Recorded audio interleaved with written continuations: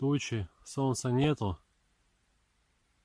Звезд будет не видно. Это уже второй день. Отпадает. Заезжает в лес. Он не обращает внимания, где там север, где юг. Он пошел по лесу за грибами, за ягодой, либо на охоту. И вот заблудился. То ли он на север ушел, то ли он на юг ушел. Как бы никто на это внимание не обращает.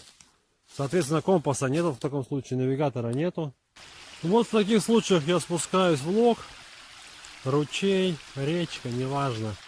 Но это опять же для местности, где вот много ручьев, речек. Очень надежный способ.